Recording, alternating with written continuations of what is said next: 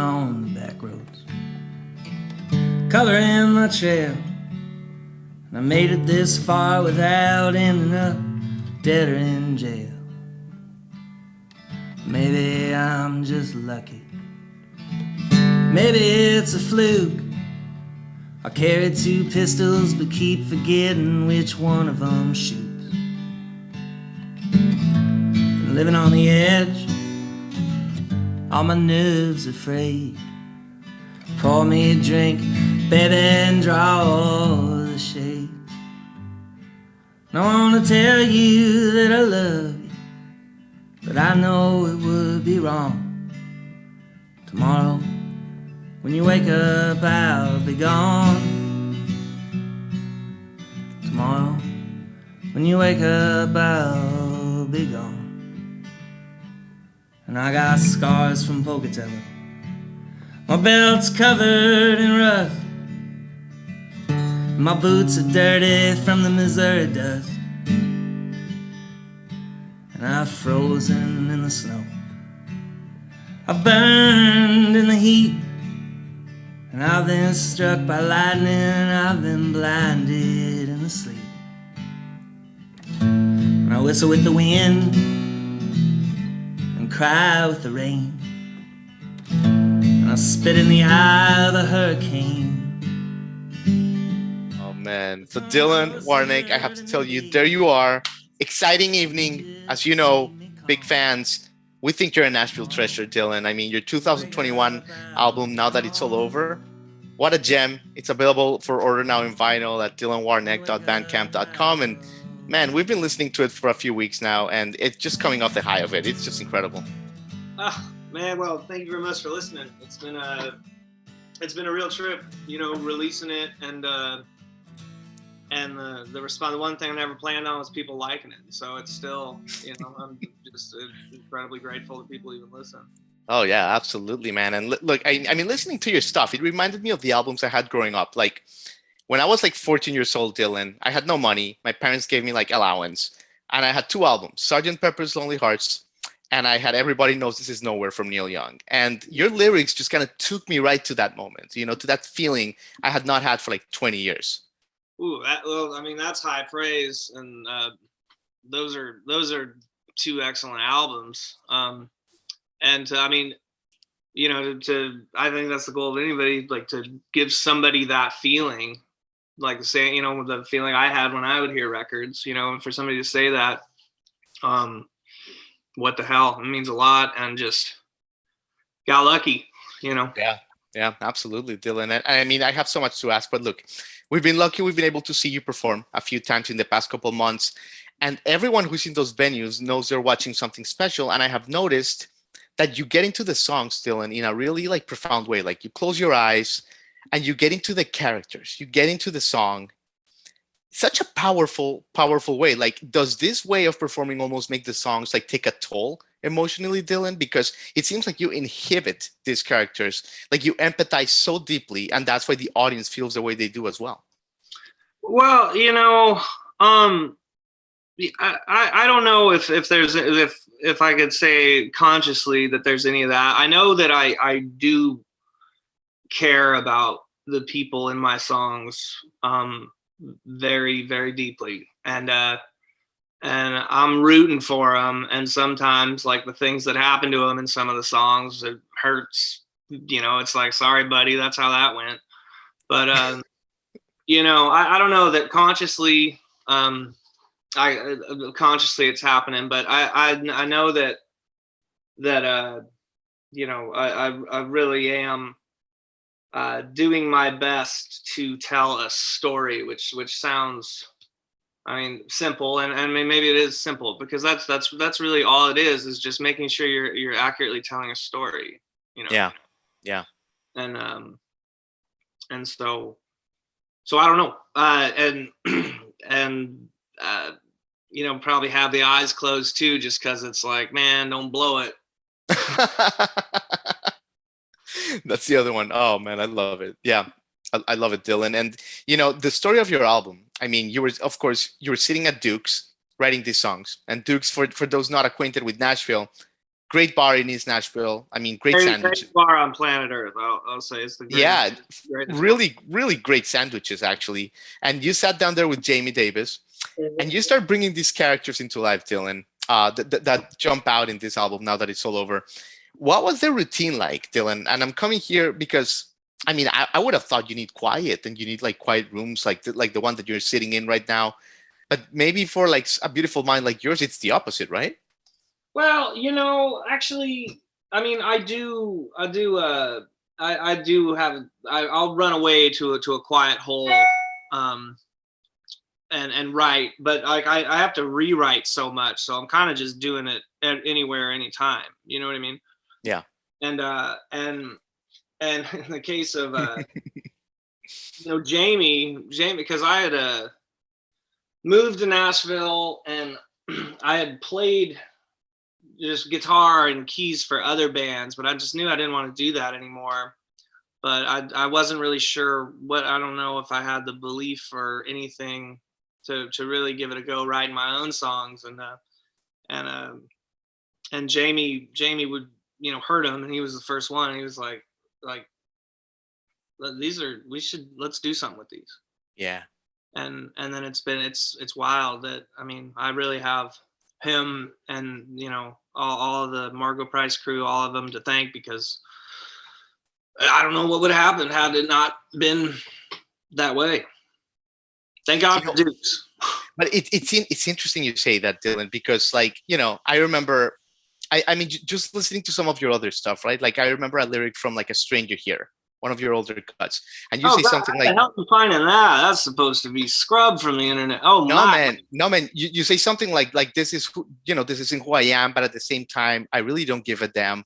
At the same time, I'm trying as hard as I can. Like these are like brilliant lyrics, man, and we're going old school here. This is from like A Stranger Here or Idaho, I think. Yeah. So like it seems like I guess what I'm trying to say is like, how has your style developed, your songwriting style? Because the seeds were there from the beginning. Yeah, I think, and it's funny, you even recite, I hadn't thought about that. I mean, in forever, I think, the seeds were there, but I think it took me a lot of time to understand what it meant, and what was important was like, what does it mean when it's me putting a pen to a page?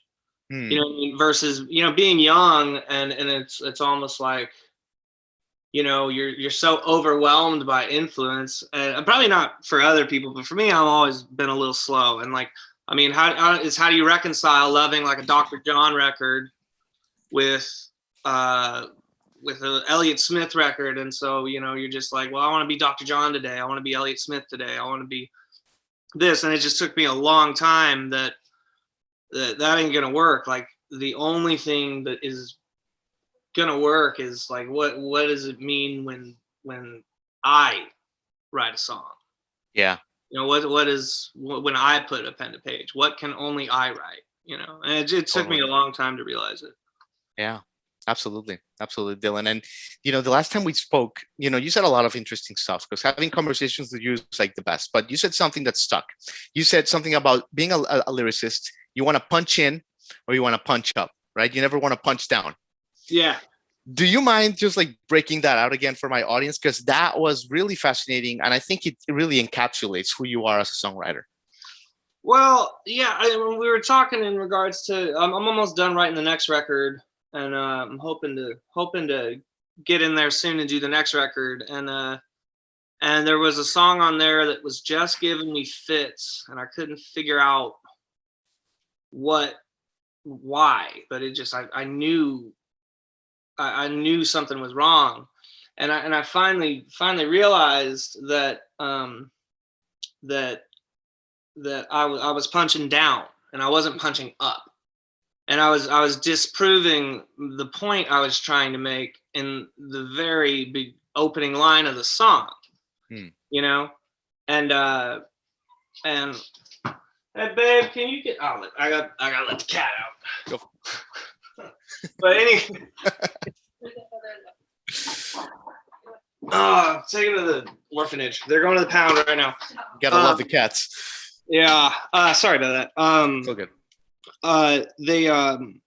But and it's kind of like how comedy works, you know, like you're punching up, like punching down is especially with the songs I like to write, where, you know, there's a lot of unsympathetic characters but trying to sympathize with them. But it's a lot of people that are just that, you know, they have bad luck and worse habits and they suffer from themselves. You know what I mean? Yeah. And it's, and you can't be mean spirited about it. So my rule is you punch up and punch in. You don't punch out, you don't lash out, and you don't punch down, because I mean, especially with me, there's just that it doesn't work with the spirit of the songs. You know what I mean? Yeah. And I probably would have said something way more profound, but the damn cats ruined it. Oh, I love it. How do you know, Dillon, when it doesn't go with the flow, like when it doesn't go with the spirit of the song? Like, how do you know when you're basically checking all the boxes in paper? You have a great hook, you have a great verse, you have a great chorus, but the spirit, like it's just not there. But everyone will be like, well, Dillon, like you check the boxes, but like the spirit's not there. Like, how do you know? Oh yeah, well, and that is something too. I mean, like I have friends that are great writers, and everybody, and like it's a running joke of it's like, Dillon, it's done, and it's just, no, it's not. And it's because it's just something just doesn't feel right, because a big thing, I'm a big believer in say less. Yeah. And I've never You mentioned that Hemingway had that school of thinking, right? Yeah. I mean, Hemingway was massively hung up on, and I mean, he's famous for just economy of phrase, you know, and one, I think most every song is too long already. Like it's a big ask to like make a person sit there for 7 minutes. Well, you have like an acoustic guitar and you're singing, and you know, I'm not really the greatest singer. Like that's asking people. That's asking a lot of people, you know. So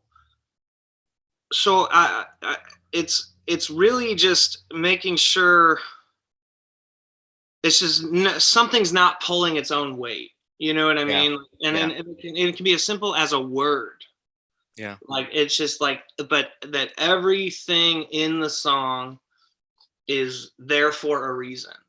Because I can't stand filler lines, and I wish I could, because writing one great line is easy, but writing it with the proper context, you know, and not just having a line like, well, this line kind of sucks, but it sets up this awesome line.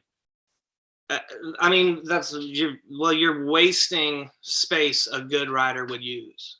Totally. You know what I mean? And I cannot stand wasting space. And to me, like if one line isn't right, I mean, it's just the whole song's ruined. I've scrapped so many songs, and I've thrown things away just because just one line wasn't doing it. And the funny thing is too, though, is, you know, you got to remember it's music. It's really easy as a writer to start kind of falling in love. But if you want to write a goddamn novel, go write a novel. But this is music, so let's make this shit boogie. You know what I mean? And so sometimes words just don't sing right, and they look beautiful on a page, but they don't sing right, and it doesn't work as a song. And so it's just this sort of gut feeling that if I can't justify why a line is there, then it's back to the drawing board. And then, you know, you pull out a line, and then it's a whole domino. You find a way to turn two lines into one. Well, now you have an open line where you say something new, and then maybe that kicks off something. I mean, and so it can be, that's why, you know, I'll write 30, 40 different versions of songs, and it's just because it's just getting it to a place where anything and whether it's true or not doesn't matter. I mean, it's the best of my ability. Yeah. You know what I mean? It's as good as I can get it. Man, I love that. Yeah, there's nowhere in the song like I poke and prod at it, and I can't find any single thing that I can change. It's as good as I can get it. And actually, all the songs that make it on records, I truly believe are better songs than I am a writer. And that's what makes the record, are the magic moments, the alchemy of songwriting. Beautiful. But isn't it almost like a blessing, Dylan, that like right now you're at a point in your career where like you can actually like almost like work on your songs like a lab, and you don't have like a label breathing down your neck. You don't have a publishing company like and like texting you, hey, like when is the first single gonna be due? Like, isn't it almost like an unintended blessing in a way? Yeah, and I think I could. I mean, I don't know what the other side of it is like, and so it is good. But I don't think I could imagine anyone that would put more pressure and emphasis on it than me. Like I really don't. Like I've always felt like if I hold myself to a standard, just a higher standard than anybody else could possibly hold me to, it'll work out. And whether I do it or not, again, I mean, but if I'm shooting to have a higher standard than anybody could possibly have, it's going to work. And so having other people bugging you or talking, I don't know. I'm sure it's its own grievances and annoyances. But I mean, I always just think like, if you don't like waking up, going to your job, write a better song. Yeah. And if I write the songs that I'm supposed to write, it's all going to take care of itself. Beautiful, man. I love that. I love that phrase. I could talk to you. I told you this the other day for 17 hours. So let me like keep moving, man. But like people are going to say, where did Dillon Warnek, where does this artistic soul come from? The answer is Redmond, Washington, right? Just outside Seattle. A city where it's known for its headquarters of Microsoft and Nintendo of North America there. But tell us a little bit, Dylan, about like, how was the scene when you were growing up? Like, did you get a little bit of that like Seattle, like 90s, like was that still in the air? Like how was the artistic community there? Oh man, I think it was instrumental at the time. But it was so long ago.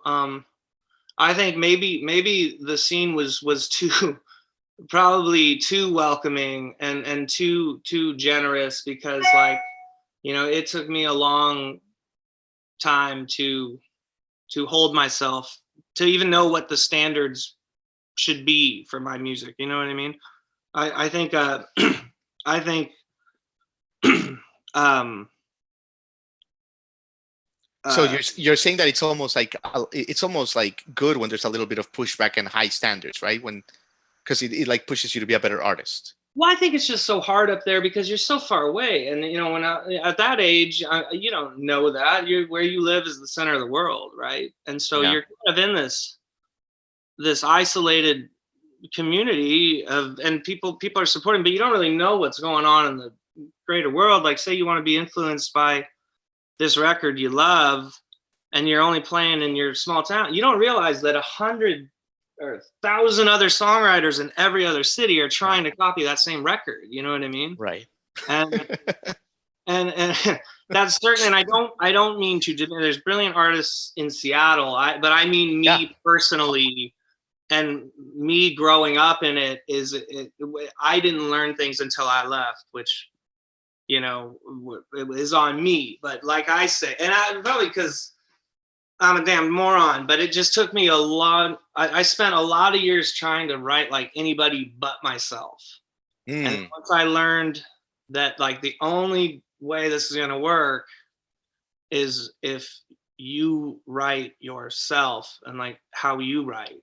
Man, I love that. That's And and you can almost like see your growth. Like you can almost like hear it in songs like Lost in the Wind or Heart of Stone from the when you were playing with the Dismal Tide. You can right. almost like see the growth, man. It's awesome. I mean that kid wanted to write well, but he had a lot of he had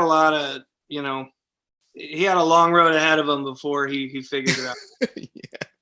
Oh, Dillon, man, listen, I know you're being so good with your time, and you're gonna play a song for us, which we're really excited about. So let me leave you with this last question: the community and friends that you have in Nashville. I mean, one of the most beautiful things about you, Dillon, is your sense of community and the connections that are like around you and the supportive group. I mean, even in Seattle, you've always had this. Like when Asher Deaver needed financial help with medical expenses, you were there, with along with Courtney Marie Andrews, and here in Nashville when you played Jeremy Ivy, Alex Munoz, Margot Price, Susie Chisholm. Where did this giving and this communal heart of yours come from? Did it come from your parents? It's such a beautiful thing.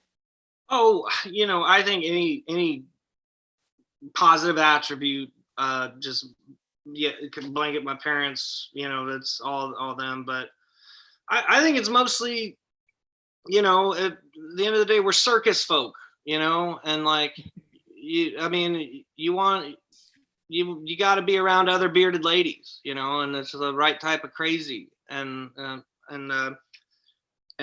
so we all got to just look out for each other. And I will say that I have been incredibly lucky to have had the people in my life that I have. And I always say, it takes a village to raise a Dillon. I mean, I got so many people. And so how could you not want to have those people's back too? And I don't know.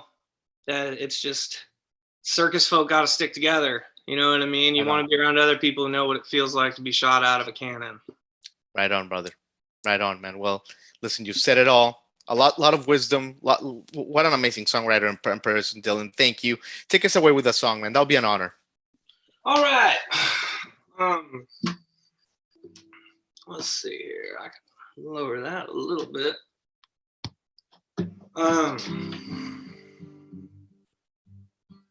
I'll play you Good Man. Right on. Well, if I die tonight, that's all right. The Lord says you're through. But I got some final wishes for you, call me missus. It's a couple things I need you to do. Get all these ladies out of here and clean up all these drinks and prop my body in the kitchen. Make it look like I was fixing the sink. All them people may think it's crazy, but my buddies all understand. Fix it up right and make it look just like I died a good man. And there's $27 in my wallet. It's just about all I have. Take it to Trina at the local. See if it'll pay my tab. And comb my hair up respectable. And put me in a brand new shirt. And tell my boss I died yesterday. That's why today I didn't come in to work. All the people may think it's crazy, but my buddies all understand. Fix it up right and make it look just like I died a good man.